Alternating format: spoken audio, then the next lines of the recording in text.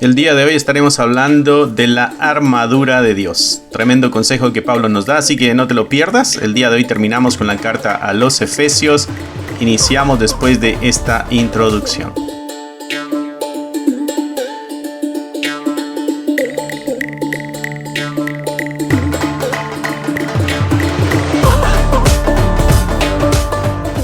Dios te bendiga, mi hermano. Es un gusto poder estar acá contigo. El día de hoy terminamos con la carta a los Efesios, así que estaremos viendo el capítulo 6, versículo 10 al 24 con la ayuda del Señor. Va a ser un estudio quizá un tanto corto. Ya Pablo se está despidiendo. Ya nos ha dado suficientes evidencias. Recordarás el tema principal que hemos venido mencionando en esta carta, que es la gloria de Dios en la iglesia.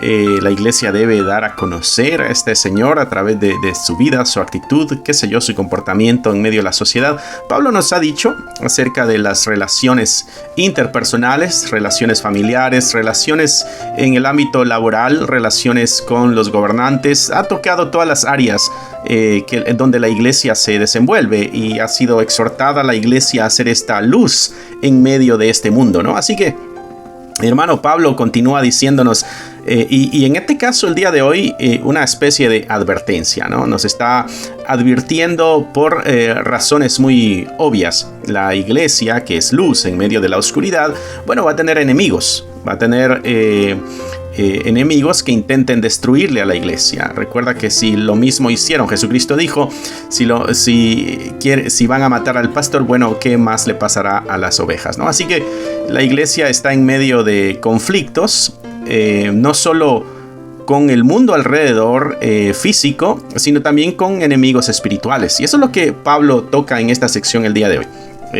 Hay una conducta que debe llevarse dentro del hogar, lo veíamos la semana pasada, y esa conducta debe ser una conducta de luz, de santidad, debe darse a conocer el cristianismo, la transformación de la vida, a la misma vez una conducta con nuestros gobernantes y una conducta con amistades, con la sociedad en general, con el pecador y con el creyente. Dentro de la iglesia también la conducta, ¿no? Y por el otro lado, entendíamos también de que vivir en una sociedad va a traer conflictos, así que es necesario tener un corazón cristiano para saber sobrellevar esos conflictos y esas situaciones difíciles que se dan, ¿no? Había que prepararse. Pablo claramente nos daba esas exhortaciones, ¿no? Que no participáramos de las obras infructuosas, ¿no? A manera de resumen, sino que debíamos ser nosotros aquello que produce fruto. Bueno, aquí en el versículo 10 en adelante de Efesios, Pablo toca otro tipo de enemigo. Un enemigo diferente, un enemigo espiritual, si pudiéramos nosotros llamarle así. Muy bien, versículo 10 dice: por lo demás, hermanos míos, fortaleceos en el Señor y en el poder de su fuerza, vestidos de toda la armadura de Dios para que podáis estar firmes contra las acechanzas del diablo, ¿no? Y al inicio, Pablo nos da una especie de introducción al tema que nos va a enseñar en estos momentos, y al decir por lo demás quiere decir de que ya el tema ha quedado claro hasta este punto. Es una especie de ir cerrando, también concluyendo con la carta, pero no sin antes darnos esta advertencia, ¿no? Dice: fortaleceos en el Señor y en el poder de su fuerza. Nuestra fuerza debe encontrarse en nuestra fe en el Señor Jesucristo. Nuestra fuerza viene del Señor Jesucristo. Él es la fuente de nuestra fortaleza. Y eso es lo que Pablo nos está diciendo. ¿Por qué nos está diciendo que Él es la fuente de nuestra fortaleza? Bueno, lo que pasa es que los problemas a los que nos va a mencionar ahorita o situaciones en las que nos encontraremos como iglesia, que él mencionará en unos versículos ahorita que van a seguir, va a necesitar del poder de Dios para que podamos superarlos, para que podamos avanzar y para que podamos mantenernos firmes en todo eso, ¿no? Así que eso es a lo que Pablo nos está introduciendo en este punto, ¿no? Por lo demás, hermanos, fortaleceos en el Señor, en el poder de su fuerza, vestidos de toda la armadura de Dios. Efesios era un lugar que estaba era muy común ver tropas romanas en el área, así que ellos saben cómo se viste un soldado y ellos saben cuáles eran las actividades del soldado. Las bases militares que estaban ahí estaban resguardadas por soldados romanos, así que ellos tienen muy claro todo esto de la milicia, de los militares y todo eso. Entonces Pablo, en ese mismo entendimiento, les presenta este ejemplo a la iglesia, pero le está diciendo esto tiene que ser usándolo como, qué sé yo, como una comparación para que podamos entender lo que se requiere para mantenerse firmes. Porque él lo primero que nos dijo en el versículo 10 es que nos fortalezcamos en el Señor y en el poder de su fuerza. ¿Cómo podemos nosotros hacer eso? ¿Cómo podemos encontrar la fortaleza en el Señor? ¿Cómo podemos fortalecernos en el poder de su fuerza, ¿no? Y entonces da la instrucción, versículo 11, vístanse de toda la armadura de Dios. ¿Cuál es esta armadura de Dios, ¿no? Interesante que Pablo deja claro que la armadura es de Dios, es Dios el que da la armadura, ¿no? Entonces, ¿qué es lo que Dios nos ha dado para que nos pongamos como una armadura y estar listos y estar fortalecidos, ¿no? ¿Por qué? Porque la intención en el versículo 11 de ponernos la armadura, dice Pablo que es para que podáis estar firmes contra las acechanzas del diablo. O sea que el diablo, el enemigo de la iglesia, el enemigo de Dios, viene y ataca a la iglesia. Entonces la iglesia tiene que estar firme y cuando vengan las acechanzas del diablo, bueno, la iglesia va a permanecer de pie, ¿no? Entonces es necesario que se ponga la armadura. Y hace la aclaración en el versículo 12. Porque no tenemos lucha contra contra sangre y carne, sino contra principados. O sea, nuestra lucha no es contra algo físico, es lo que Pablo está diciendo. Y esto es interesante porque él ya nos ha dicho de cómo debe ser nuestro comportamiento y nuestra conducta dentro del hogar. Los problemas que pueden haber dentro del hogar, y entonces nos presentó un orden, ¿no? En los versículos anteriores. En el video pasado, si tú no has visto el video pasado, te recomiendo que vayas y veas ese video. Bueno, entonces Pablo está diciendo, nosotros ya tuvimos dirección para cómo manejar los asuntos con los cuales nos topemos en este mundo, hablando de cosas físicas. Bueno, este mundo también tiene un lado que es muy cierto, muy verdadero, que es el lado espiritual. Entonces Pablo aquí nos está llamando a nosotros a no ignorar esta realidad, ¿no? Y ya que estamos conscientes de esta realidad, a prepararnos para mantenernos firmes ante esta realidad. ¿Cuál realidad? En el mundo espiritual, la iglesia recibe ataque. En el mundo espiritual, la iglesia recibe también conflictos, ¿no? Así que hay que ponerse toda la armadura que Dios ha dado, ¿no?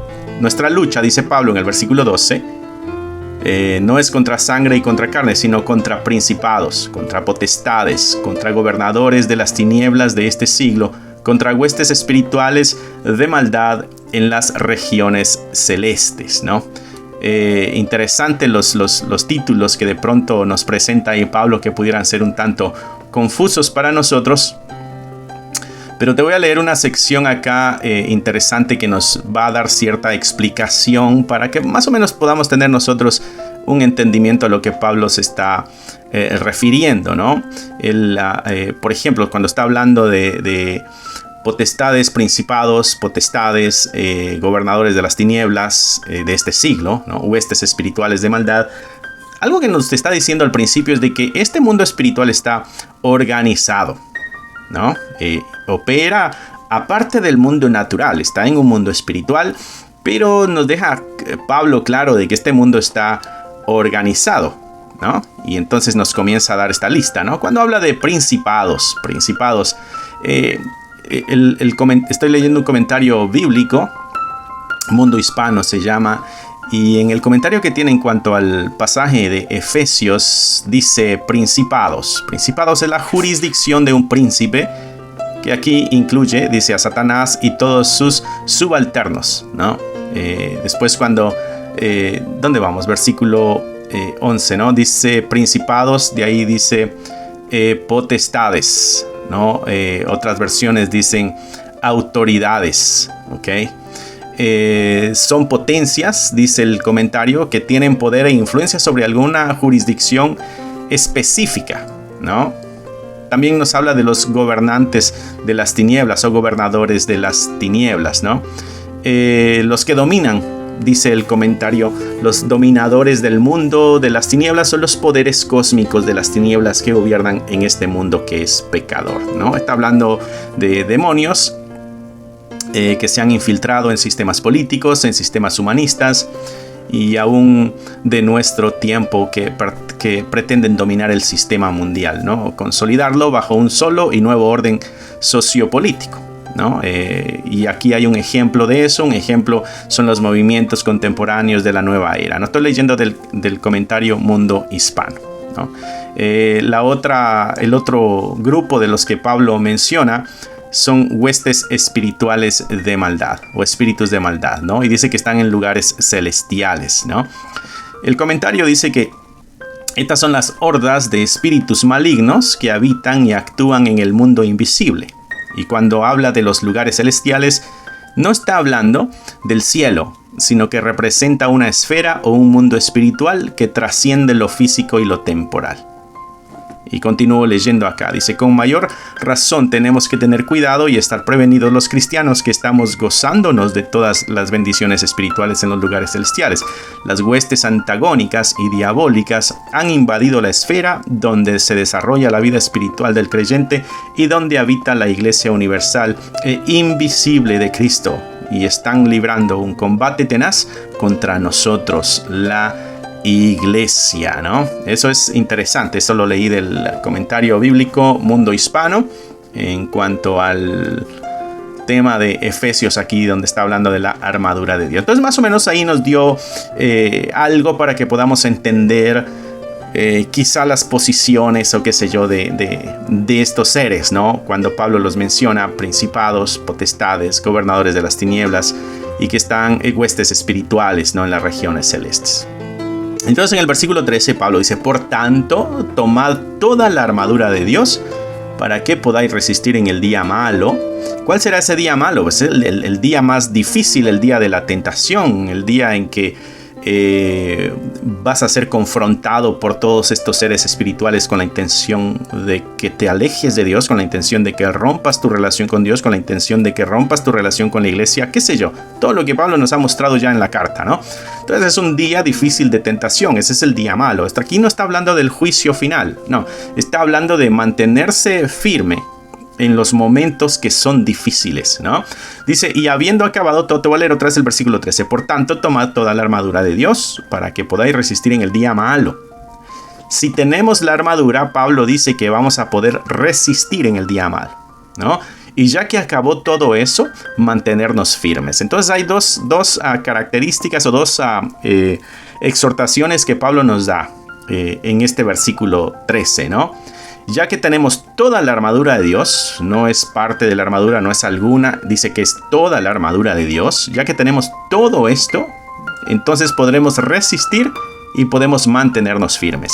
La tremenda instrucción de Pablo es resistir y mantenerse firme. No es ir a buscar pelea, no es ir a luchar, no es ir al lugar del enemigo, como dicen algunos cantos que hemos cantado. No, está diciendo que es para que nosotros en ese momento podamos resistir y permanecer firmes, ¿no? Versículo 14, estad pues firmes, ceñidos vuestros lomos con la verdad y vestidos con la coraza de justicia, ¿no? Entonces Pablo comienza a dar una descripción de los elementos que el soldado tenía y los está haciendo una especie de comparación para que la iglesia o el creyente tome en cuenta esto que es necesario para mantenerse firme en el día malo y para mantenerse, decía Pablo en el versículo 13, estad firmes y poder resistir en el día malo, ¿no? Así que dice acá, versículo 14, ceñidos vuestros lomos con la verdad, ¿no? Había que ceñirse o amarrarse o apretarse o atarse, ¿no? Los lomos, ¿no? Eso es como fajarse bien, la expresión que tenemos de fajarse bien, con un cinto o algo ancho de cuero, que era lo que servía para ajustar toda la túnica allá en el tiempo de Jesucristo, ¿no? Era que protegía la parte posterior del cuerpo, que son los lomos, ese cinturón hacía eso, ¿no? Sostenía la vaina de la espada y todo eso. Eso es lo que Pablo está diciendo, ¿no? Ceñidos con ese cinturón. Solo que él le pone un título, dice que es la verdad, ¿no? Así que aquí está hablando de integridad en nuestra vida cristiana. También podría significar la fe del creyente en Cristo, ¿no? Porque Cristo es la verdad. Yo soy el camino y yo soy la verdad, dijo Jesucristo, ¿no? También la verdad pudiera ser la palabra de Dios. Allá en Juan 17 nos deja saber eso, ¿no?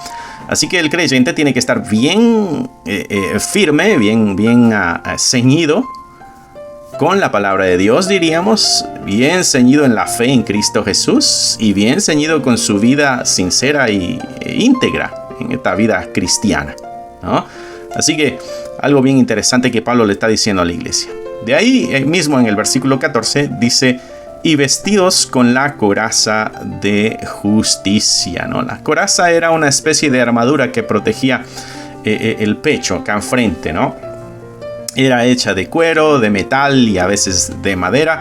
Cubría el pecho y a veces la espalda también, ¿no? Donde se encuentra el corazón prácticamente, ¿no? Y las partes vitales como los pulmones y eso, ¿no?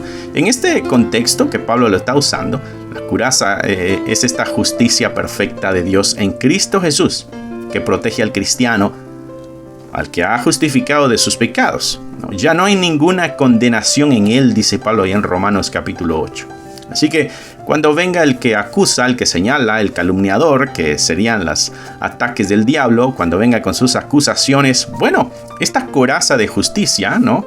Es la defensa nuestra, es la defensa del creyente. Cuando venga la acusación del maligno, el creyente no le afecta al señalamiento porque él sabe que ha sido perdonado y ha sido justificado en Cristo Jesús. Por eso es necesario tener estos conceptos claros, porque el diablo intentará destruirnos de esa manera. Recuerda que son ataques espirituales lo que Pablo nos está diciendo, ¿no?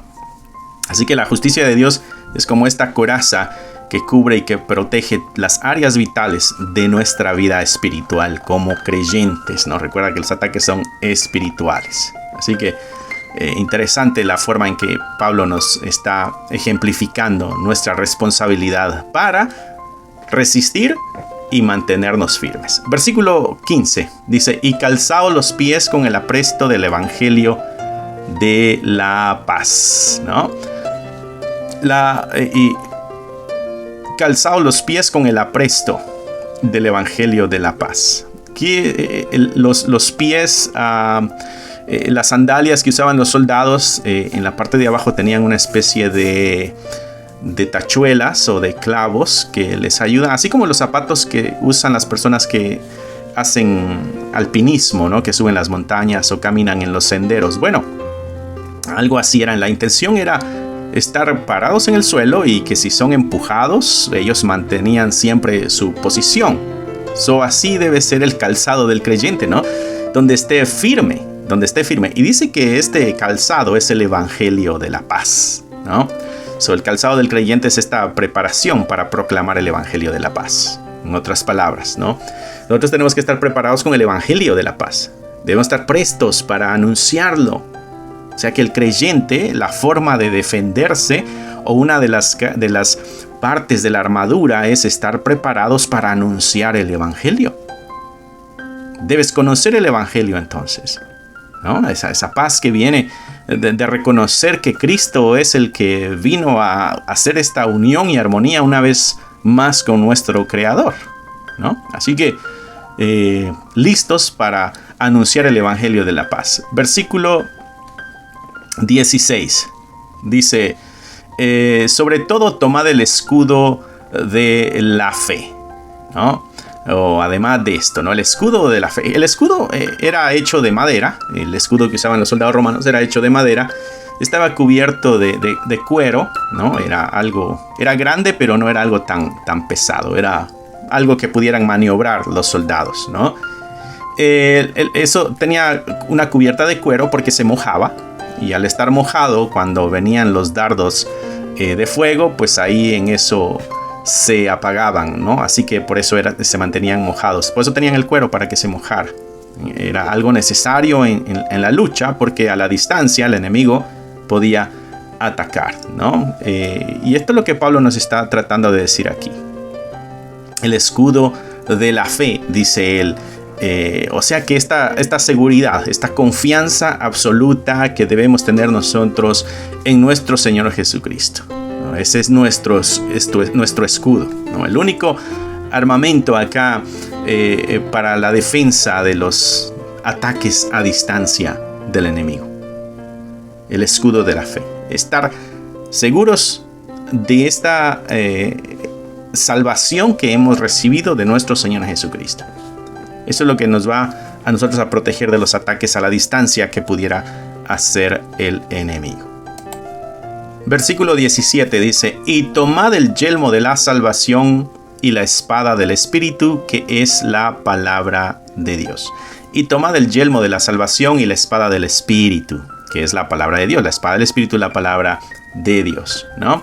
Así que Pablo nos está dando una estrategia para nosotros mantenernos firmes. Nos está dando estrategias para nosotros mantenernos firmes, ¿no? El casco de la salvación, la espada del Espíritu, que es la palabra de Dios. El uniforme del soldado romano estaría incompleto si no protege su cabeza, ¿no? Y estaría insuficiente todo el armamento que él tiene si no tuviera una espada, ¿no? La cabeza está cubierta del soldado porque es un área muy vulnerable para los golpes, ¿no? El enemigo pudiera apuntar ahí y acabar con la persona. Así que Pablo le está exhortando al creyente a llevar puesta en las áreas vulnerables, ¿no? La salvación, como que si fuera un casco protector, ¿no? Confiando en la gracia salvadora de nuestro Señor Jesucristo y no dudar en ella. Lo que está diciendo es de que en tu mente esté claro, en tu cabeza esté clara y confiada la gracia de la salvación que se encuentra en Cristo Jesús. Eso te va a ayudar para defenderte de los ataques del enemigo, ¿no? Que la duda de la salvación no llegue a tu mente, ¿no? ¿Por qué? Porque llevas ese casco, está puesto esa seguridad de tu salvación. El Señor nos ha liberado, nos ha perdonado nuestros pecados, nos ha prometido vida eterna, somos salvos en Él, y esta es una verdad que tiene que estar clarísima en nuestra mente. Entonces Pablo dice, este es como un casco que va puesto en la cabeza del soldado, o sea, en este caso del creyente, ¿no? Muy bien, interesante lo que Pablo está diciendo, y también está hablando aquí de la espada del Espíritu. La espada del Espíritu es la palabra de Dios. O sea que en las manos del creyente la palabra de Dios es como una arma espiritual, ¿no? Y si te ha dado un arma espiritual, la idea es de que la puedas usar, ¿no? Esa espada, el soldado la tenía que estar afilando y manteniendo lista para cuando fuera necesario usarla. Bueno, si viene un enemigo, si viene el ataque, entonces se usaba la espada. Y este es para un combate, una pelea de uno a uno, ¿no? No es para pelear a distancia, sino cuando está cerca el enemigo. Bueno, esa es la idea de Pablo acá cuando nos está hablando de la palabra de Dios. Tenemos que tenerla afilada, nuestra habilidad de usar la palabra de Dios. La palabra de Dios en las manos del creyente es para defender y es para atacar, ¿no? Y la Escritura nos ha mostrado que Satanás huye ante la palabra de Dios. ¿Recuerdas las tentaciones de Jesucristo allá en el desierto? Bueno, Jesucristo las 3 veces le dijo, escrito está, usando la espada, que es la palabra de Dios, ¿no? No necesitamos nosotros otro libro, no necesitamos nosotros otra cosa, necesitamos la palabra de Dios y estar nosotros diestros en el uso de esa herramienta, ¿no? Muy bien, versículo 18, y no podría esto funcionar sin esta comunicación o comunión con el Señor cercana. Versículo 18 dice, orando en todo tiempo con toda oración y súplica en el Espíritu. Orando en todo tiempo, ¿no? La oración es esto necesario en el creyente para mantener esta comunión y esta relación cercana con el Señor. En todo tiempo, no solo en algunos momentos, no solo en algunas horas del día o algunos días de la semana, no. Está hablando de una oración continua, en todo tiempo. Dice acá, con súplica en el Espíritu, o sea, dirigido por el Espíritu Santo, de acuerdo a la dirección que el Espíritu Santo da. O sea, en comunión con el Espíritu. Ya que tú y yo tenemos al Espíritu Santo, nuestras oraciones deben dar testimonio de esta perfecta relación con el Espíritu de Dios. Nuestras oraciones van a ir de acuerdo a la voluntad de Dios, ¿no? Y velando en ello con toda perseverancia y súplica por todos los santos. Es un ruego colectivo. ¿no? Es un ruego personal y es un ruego colectivo y a la misma vez es un ruego para toda la comunidad. Dice, velando en ello con toda perseverancia y súplica. La oración del creyente tiene que involucrar una súplica para toda la iglesia, una súplica para todos los santos. Y Pablo aquí aprovecha en el versículo 19 y dice, y por mí, a fin de que al abrir mi boca me sea dada palabra para dar a conocer con denuedo, o sea, con valor, el misterio del evangelio, por el cual soy embajador en cadenas, que con denuedo hable de él como debo hablar. Entonces Pablo está diciendo, oren por ustedes, oren por todos los santos, oren por toda la iglesia, oren por mí también. Y dice Pablo, y por favor, cuando oren por mí, pidan de que cuando yo abre mi boca, yo hable la verdad y lo haga con valor, que no tenga ningún tipo de temor por anunciar la verdad. Dice, porque por eso soy embajador en cadenas, por eso estoy preso, ¿no? Pero quiero seguir anunciándolo con valor, con denuedo, es la palabra que usa ahí Pablo, ¿no? Para que cuando yo hable de Cristo, hable como debo hablar. Interesante que Pablo sabe que las oraciones son respondidas por Dios. Jesucristo, la Escritura nos ha enseñado que si nos unimos dos o más en pedir algo al Señor, el Señor responderá, ¿no? Cuando estamos dos unidos en oración. Bueno, Pablo entiende esa verdad y estamos hablando en un tema de un mundo espiritual, ¿no? Porque Pablo nos ha venido anunciando eso en estos versículos. Así que cuando nos está diciendo de la oración, él sabe de que esta es una herramienta, esta es una arma que la iglesia tiene. Y la oración dirigida a Dios en amor y en súplica y de acuerdo a la voluntad de Dios, dirigida por el Espíritu Santo, va a tener resultados positivos. Y Pablo está diciendo, oren por mí. Esto es una muestra de humildad de Pablo. Pablo necesita las oraciones de la iglesia. Mi hermano, mi hermana, si Pablo necesitaba las oraciones de la iglesia, tú y yo necesitamos las oraciones de nuestros hermanos en la iglesia. Nosotros necesitamos las oraciones de nuestros hermanos en la congregación. ¿Okay? Así que no creamos de que solamente con nuestras oraciones es suficiente. Necesitamos que los demás estén orando por nosotros también. Y nosotros necesitamos estar orando por los demás. Pablo ya nos ha anunciado esto en esta carta de Efesios que hemos leído, ¿no? Y constantemente nos lo muestra en sus otras cartas también. Versículo 20 dice, por el cual soy embajador en cadenas. Estar también dispuestos, mis hermanos, a llegar a la entrega de nuestra libertad con el único fin de anunciar el evangelio. Muy bien, versículo 21 dice, para que también vosotros sepáis mis asuntos y lo que hago, todo os lo hará saber Tíquico, hermano amado y fiel ministro en el Señor, el cual envía a vosotros para esto mismo, para que sepáis lo tocante a nosotros y que consuele vuestros corazones. Tíquico es el mensajero, ¿no? Aquí estamos llegando ya a la conclusión de la carta, de la epístola, algunos asuntos personales que Pablo está mencionando aquí, ¿no? Como siempre es costumbre de Pablo en sus cartas. Nos deja una nota aquí con respecto a su salud y a su condición física también. Aquí nos dijo que Tíquico les informará, le dice, ¿no? Tíquico probablemente era el portador de la epístola y Pablo lo considera como un hermano amado y fiel ministro del Señor.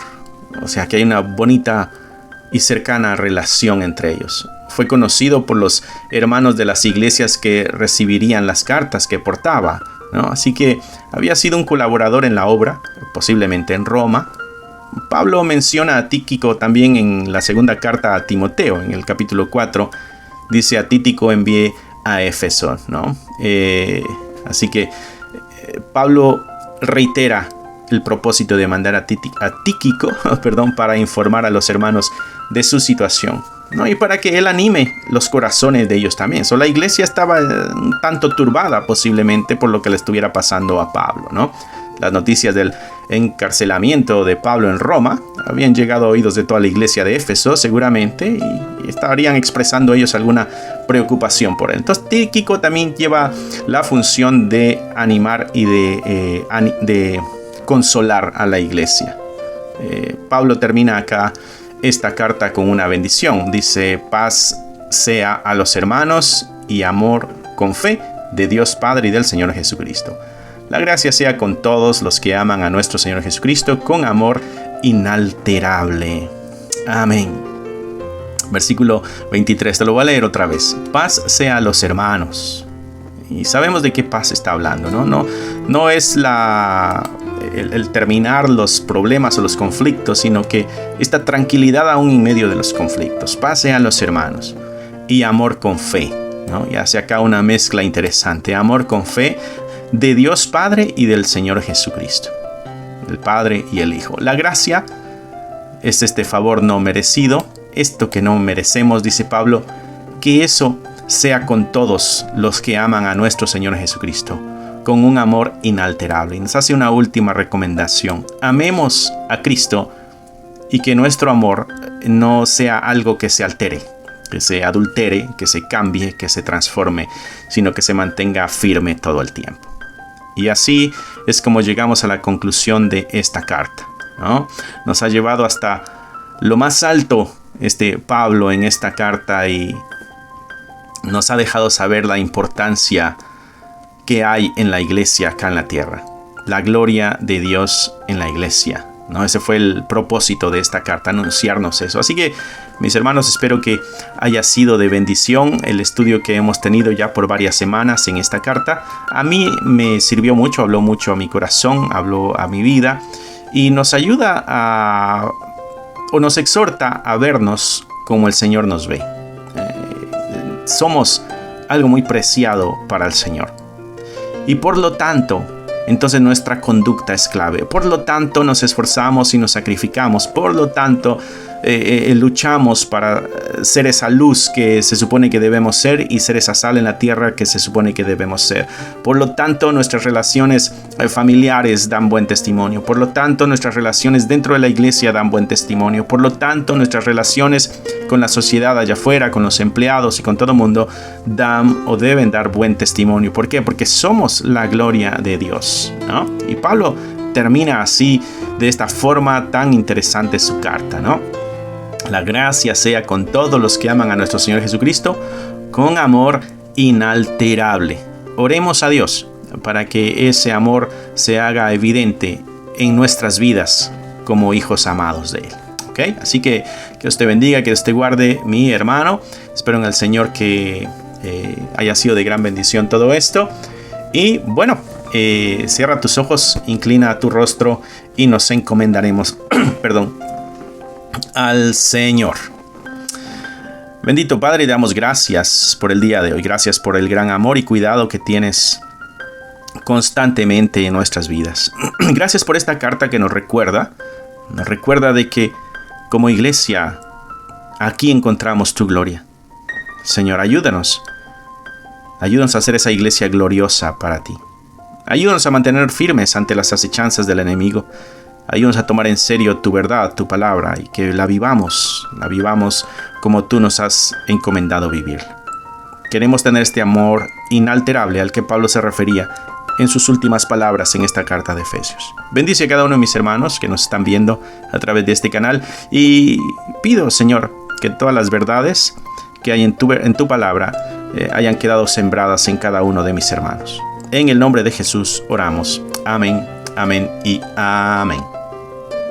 Si te gustaría obtener alguno de estos devocionales, libros de estudio o libros para colorear, encontrarás un enlace en la descripción del video que te llevará a la página de Amazon para adquirirlos.